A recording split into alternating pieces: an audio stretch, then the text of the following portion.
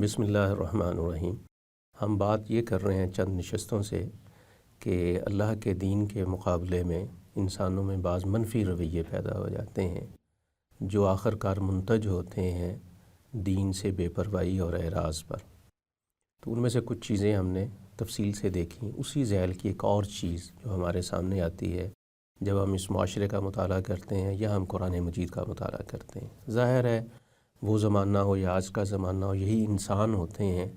جو اپنی طبیعت اور مزاج اور اپنے احوال کے مختلف ہونے کی وجہ سے مختلف رویوں کا شکار ہو جاتے ہیں۔ اس ذیل میں ہمیں یہ بھی دیکھنے کو ملتا ہے کہ آپ نے جب کسی کو دین کی دعوت دی، اس کو بلایا اس کی طرف، تو اس سے پہلے وہ جس بھی دین کا پیرو ہے، وہ چاہے صریح طور پر باطل دین ہو، اس کے باوجود جب ایک عرصہ دراز وہ اس کے ساتھ ایک تعلق قائم رکھتا ہے اور اس کا پیرو ہو جاتا ہے، اس سے اس کے ہاں اس کے لیے ایک معنست پیدا ہو جاتی ہے، یعنی باطل کے لیے بھی ایک تعلق قائم ہو جاتا ہے اس کا، اور یہ معنست آگے بڑھتے بڑھتے پھر یہ وقت بھی آتا ہے کہ یہ محبت میں تبدیل ہو جاتی ہے، یعنی آدمی باطل سے باقاعدہ طور پر محبت کرنے لگ جاتا ہے۔ اب اس کے سامنے اب حق پیش کریں، وہ اس کی طرف نظر اٹھا کر بھی نہیں دیکھتا۔ اس طرح کے ایک رویے کا قرآن نے بھی ذکر کیا ہے نا، فرمایا وَأُشْرِبُوا فِي قُلُوبِهِمُ الْعِجْلَ۔ بنی اسرائیل کا بچڑا وہ مشہور واقعہ ہے، تو اس کے لیے لفظ قرآن نے کیا استعمال کیے کہ گویا وہ جو بچڑا ہے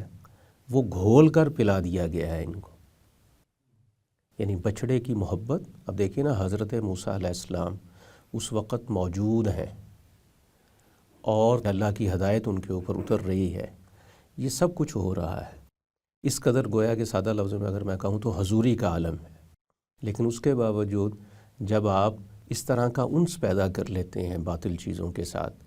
پھر یہ چیزیں جو ہمارے لیے ایک شرف ہونا چاہیے اور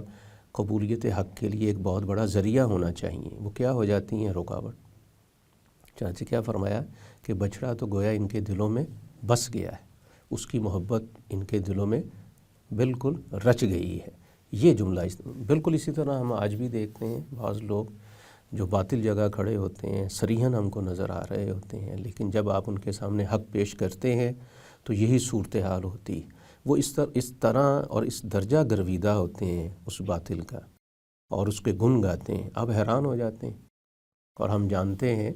کہ کسی شے کی محبت، جیسا کہ روایت میں بھی لفظ آتے ہیں کہ حبو کا شیء یومی و یسم، آدمی کو اندھا بہرا کر دیتی ہے، اسے کچھ بھی سجائی نہیں دیتا، کچھ بھی نظر نہیں آتا، اور اس محبت میں وہ سارا کچھ اپنا برباد کر دیتا ہے۔ تو فرمایا یہ جو بھی میں نے آپ سے عرض کیا کہ بعض اوقات باطل کے ساتھ انسان کا پرانا تعلق، وابستگی اور محبت یہ حائل ہو جاتی ہے دین کی قبولیت میں۔ اسی طرح بعض کیسز میں ہم دیکھتے ہیں کہ باطل سے آگے بڑھ کر اہل باطل کے لیے بھی یہی رویہ پیدا ہو جاتا ہے، یعنی آپ جس دین کو ماننے والے ہیں اس دین کے کوئی رہبر ہوں گے، کوئی پیشوا ہوں گے، کوئی امام ہوں گے، کوئی مذہبی قیادت ہوتی ہے نا، تو اس قیادت کے ساتھ بھی آپ کا ایک دلی تعلق قائم ہو جاتا ہے اہل باطل کے ساتھ، اور آپ ان سے حد درجہ محبت کرنا شروع کر دیتے ہیں، جس کو قرآن نے ایک جگہ کہا نا وَمِنَ النَّاسِ مَن يَتَّخِذُ مِن دُونِ اللَّهِ أَندَادًا يُحِبُّونَهُمْ كَحُبِّ اللَّهِ، کہ لوگ ان سے اس طرح محبت کرتے ہیں جیسے اللہ سے محبت کرنی چاہیے، یعنی یہ صورتحال ہو جاتی ہے آدمی کی۔ اب آپ اس کو دین پیش کر رہے ہوتے ہیں اور وہ کس جگہ کھڑا ہو کر آپ کی بات سن رہا ہوتا ہے، وہ اس محبت میں گرفتار ہوتا ہے، حق کے مقابلے میں باطل کی محبت، اور اس سے آگے بڑھ کر اہل باطل کی محبت۔ چنانچہ آپ کی جو گفتگو، آپ کے دلائل، آپ کی بات، آپ کی دعوت اس پہ مکمل طور پر بے اثر ہو جاتی، اور اپنے تئیں وہ یہ خیال کر رہا ہوتا ہے کہ میں ٹھیک جگہ ہوں اور یہ جو میں محبت کر رہا ہوں اس کا ایک نتیجہ پاؤں گا، اس سے مجھ کو فائدہ ہوگا۔ لیکن قرآن نے دیکھیے نا کیا کہا، ایک جگہ فرمایا الاخلاء یومئذ بعضهم لبعض عدو، یہ جتنی ان کی آپس کی محبتیں ہیں نا اہل باطل کی اور دوستیاں ہیں، اب دیکھیے نا آدمی جس کے لیے اس طرح محبت اپنے دل میں پیدا کر لے، اس کے لیے ضربی نچھاور کرتا ہے، اور آپ دیکھتے ہیں کہ اپنی جان بھی بعض اوقات وار دیتا ہے۔ اس کی بڑی مثالیں ہم کو ملتی ہیں، حتیٰ کہ آپ نے دیکھا ہوگا لوگ سجدہ ریز بھی ہو جاتے ہیں اہل باطل کے لیے بھی، یعنی انسان کے آگے سر جھکا لیتا ہے اور پیشانی رگڑ رہا ہوتا ہے، یہ صورتحال بھی ہو جاتی۔ تو اتنی محبت، آپس میں تعلق، تو ان لوگوں کو یہ احساس ہوتا ہے، وہ گمان کر رہے ہوتے ہیں کہ جب اللہ کے حضور ہم جائیں گے اگلی زندگی میں، وہاں بھی یہ محبتیں قائم رہیں گی۔ تو قرآن نے صریحاً کہا الاخلاء یومئذ، یہ جتنی دوستیاں اور دوست ہیں یہاں کے، اس دن کیا ہوگا، بعضهم لبعض عدو، یہ آپس کے دشمن ہو جائیں۔ دشمن بھی اس درجے کے کہ ایک دوسرے کے اوپر اب لعنت ڈالیں، ایک دوسرے کو قرآن مختلف جگہوں پہ وہ ان کے مکالمے آپس کے جو ہیں، یا صحیح لفظوں میں کہنا چاہیے جو جتم پہ ظاہر ہو رہا ہے، وہ سب بیان کیا ہے۔ فرمایا یہ ایک دوسرے کو قصوروار ٹھہرائیں گے کہ بھئی یہ لوگ تھے کہ جن کی وجہ سے ہم برباد ہوئے۔ وہ کہیں گے جواب میں، تم کو عقل نہیں تھی، تم ہمارے پیچھے کیوں چلے؟ یعنی وہ ان پر مدعا ڈالیں گے اور وہ اپنی صفائی دے کر اور کوشش کریں گے کہ بری و ذمہ ہو جائیں۔ تو یہ آپس کا، حتیٰ کہ ایک جگہ قرآن نے ذکر کیا کہ یہی جو پیرو ہیں، متبعین ہیں، یہ جن اہل باطل کی محبت میں گرفتار ہو کر دین حق سے روگردانی کرتے رہیں، یہ وہاں کیا کریں گے؟ وہاں کہیں گے نجعلہما تحت اقدامنا، ان کو ان کے اوپر اتنا غصہ ہوگا، یعنی محبت تو دور کی بات رہ گئی نا، اتنا ان کے اندر غصہ بھڑکے گا ان کے خلاف، یہ کہیں گے اللہ ہم کو وہ لوگ دکھا۔ کون سے لوگ؟ کچھ جنوں میں گمراہ کرنے والے تھے اور کچھ انسانوں میں سے۔ اللہ ہمارے سامنے ایک دفعہ لے کر آ، نجعلہما تحت اقدامنا، ہم اپنے پاؤں تلے ان کو کچل کر رکھ دیں، یعنی یہ صورتحال ہوگی اس وقت۔ تو سمجھنے کی بات اس میں یہ ہے کہ کبھی بھی انسان نہ تو باطل کا گرویدہ ہو، نہ اہل باطل کی محبت میں گرفتار ہو، بلکہ اس کے لیے جو سب سے مرغوب چیز ہونی چاہیے وہ حق اور اہل حق ہونے چاہیے، اور اس گمان سے وہ باہر آ جائے کہ یہ میرے لیے کوئی فائدہ بخش ہونے والی چیزیں ہیں، یہ قطعاً کوئی فائدہ دینے والی چیزیں نہیں ہیں۔ بلکہ قرآن نے تو جو بھی میں نے آپ سے بات کی نا بچڑے والی، کہا نا وَأُشْرِبُوا فِي قُلُوبِهِمُ الْعِجْلَ،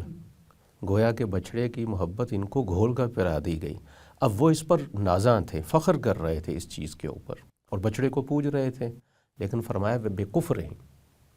یہ اصل میں ان کے کفر کا وبال ہے کہ ان کے دلوں میں باطل کی محبت پیدا ہو گئی۔ اور دوسری بات کا جواب کیا دیا؟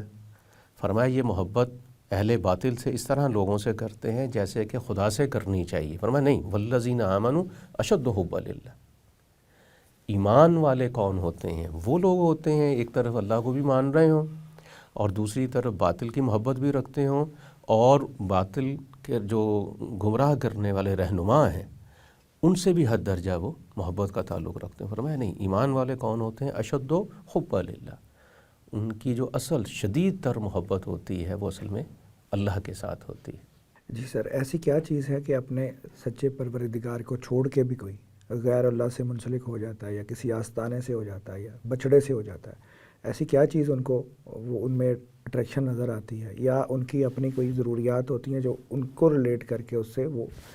فائدہ حاصل کرنا؟ دیکھیں کئی وجوہات ہوتی ہیں، ایک تو یہی خدا اندیکھا ہے، نظر نہیں آ رہا ہوتا، اس کے بارے میں صرف لوگ بتا رہے ہوتے ہیں، نبی آ کر خبر دے رہے، کتابیں اس کی خبر دیتی ہیں۔ یہ جو لوگ ہوتے ہیں اس طرح کے، یہ اصل میں آپ کے سامنے ہوتے ہیں، آپ کو نظر آ رہے ہوتے ہیں، تو ظاہر ہے جو چیز ظاہری ہو تو انسان ظاہر پرست ہی ہے، یعنی ہر آدمی یہ نہیں ہوتا کہ وہ غیر محسوس تک اپنی عقل لے جائے، سمجھ لے جائے، وہ محسوسات کے دائرے میں مقید ہوتا ہے، چنانچہ جو اس کو لوگ دکھائی دیتے ہیں وہ ان کو ہی اپنا ملجا و ماوا تسلیم کر لیتا ہے۔ دوسری بات کیا ہوتی ہے کہ وہ لوگ افترا کر رہے ہوتے ہیں، جھوٹ بول رہے ہوتے ہیں، وہ کہتے ہیں کہ دیکھو یہ افترا کیا چیز، تم خدا کو ماننے والے ہو نا، تو بھائی ہم اس کے کون ہیں؟ اسی سے متعلق، اسی کے بھیجے ہوئے ہیں، اسی سے جڑے ہوئے ہیں، ہم اس کے بہت لاڈلے اور چہیتے ہیں، چنانچہ ہماری طرف اگر آ جاؤ گے تو تم سمجھنا تم خدا تک پہنچ گئے۔ تو یہ دو وجہ عام طور پر ہم کو نظر آتی ہیں، ایک خدا تو غیب میں ہے اور یہ ظاہر ہوتے ہیں، اور دوسری بات یہ وہ جھوٹ باندھتے ہیں خدا کا نام لے کر کہ خدا کی جو کچھ آپ کے اوپر نعمتیں اور رحمتیں ہوتی ہیں ان کو اپنی نسبت سے بیان کرتے ہیں، یا اپنی نسبت سے نہ بھی کریں، کم سے کم وہ یہ کہتے ہیں کہ ہماری وجہ سے تم کو یہ حاصل ہے۔ تو جب آدمی ان کے اس افتراء اور جھوٹ کو مان لیتا ہے، وہ کیا ہوتا ہے، وہ ان کی طرف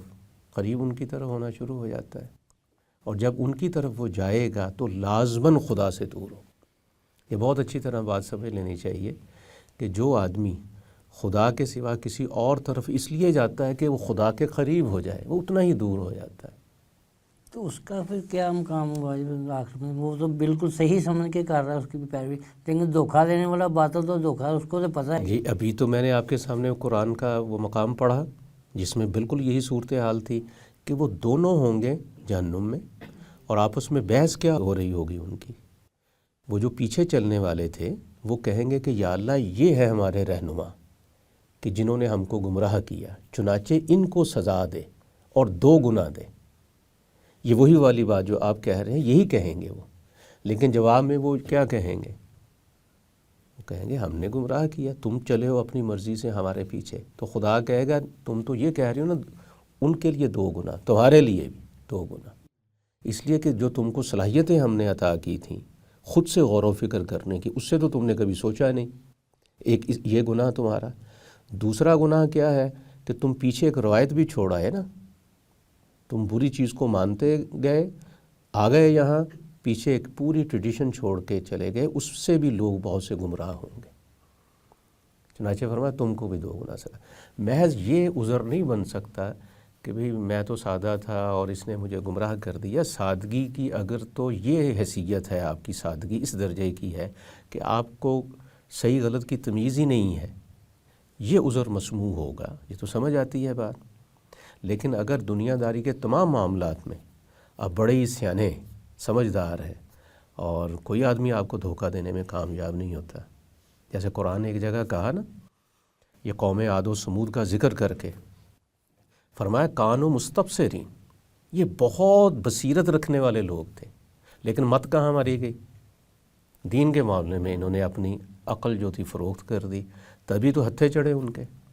تو جتنا آپ نے اپنی عقل، سمجھ، بوجھ، شعور استعمال کیا دنیا کے لیے، یہاں کیوں نہیں کیا؟ اس لیے اس طرح کے لوگ جو اتنے سادہ نہیں ہیں کہ دنیا میں رہ رہے ہیں، جی رہے ہیں، بہت اچھا جی رہے ہیں، وہ یہ کہنے کی پوزیشن میں کبھی بھی اللہ کے حضور نہیں آئیں گے کہ ہم تو بھائی دھوکے کا شکار ہو گئے۔ یہ وہ کیس ہے جو قرآن نے وہاں نقل۔ اچھا، کچھ لوگ ایسے بھی ہوتے ہیں جو کہ دین سمجھ کے یا دین کے نام پہ الٹی سیدھی اوٹ پٹانگ حرکتیں کرنے لگتے ہیں، یا دین میں جو ممنوع چیزیں ہیں ان کے استعمال کے لیے خاص وابستگی کی وجہ سے استعمال شروع کر دیتے ہیں، اور وہاں پہ ایک جگہ پہ اکٹھے ہو کے وہ عمل بھی شروع کر دیتے ہیں، تو وہ بھی مذہب کے نام پہ ہی ہو رہا ہوتا ہے۔ تو یہ شیطان کا ایک ظاہر بہکاوا ہی ہے۔ دیکھیے ابھی ہم بات کر رہے تھے کہ محبت انسان کو اندھا بہرا کر دیتی۔ جب آپ اندھے بہرے جو ہو گئے، پھر آپ کے ہاں حلال حرام کی تمیز رہ جائے گی؟ قطعاً نہیں رہے گی۔ وہ شخص اگر آپ کو حرام حلال دے کے کہے دے دے، آپ اس کو قبول بھی کریں گے، آپ اس کے دائی بھی بن جائیں گے کہ ہم روز دیکھتے نہیں ہیں اپنے گرد و پیش میں واضح طور پہ حرمتیں ہیں خدا کی طرف سے بیان ہوئی، لیکن لوگ اس کو شیر مادر سمجھ کے کھا پی جاتے ہیں۔ کس چھتری کے نیچے ہوتے ہیں وہ؟ یہی والی، وہ جن لوگوں اہل باطل یا باطل سے محبت میں گرفتار ہوتے ہیں، انہوں نے ان کو بتا رکھا ہوتا ہے کہ بھائی یہ حرام نہیں ہے، یہ حلال ہے۔ چنانچہ جام وہ لنڈاتے ہیں اور اس طرح کی جو حرمت کی چیزیں ہیں ان میں بھی انوالو ہو جاتے ہیں، اور رتی بھر ان کو احساس بھی نہیں ہوتا کہ ہم کر کیا رہے ہیں، اور پھر خدا کے نام سے کر رہے ہیں۔ تو خلاصہ ساری بات کا اس کو اگر کنکلوڈ کریں، وہ کیا ہے؟ آدمی محبت ظاہر ایک دیوانگی ہے، جیسے لو از بلائنڈ، یہ ٹھیک کہا جاتا ہے، تو کبھی بھی اس دیوانگی کا شکار نہیں ہونا چاہیے، وگرنہ وہی نتیجہ نکلتا ہے کہ جس طرح دنیا میں آدمی نقصان اٹھاتا ہے، بالکل اسی طرح دین کے معاملے میں بھی باطل کی محبت یا باطل کے جو پیروکار رہنما ہوتے ہیں ان کی محبت کبھی بھی اتنی حاوی نہیں ہونی چاہیے کہ آپ کے لیے سچائی کو پانے کا امکان ہی ختم ہو جائے۔ بہت شکریہ۔ وما علینا الا البلاغ المبین۔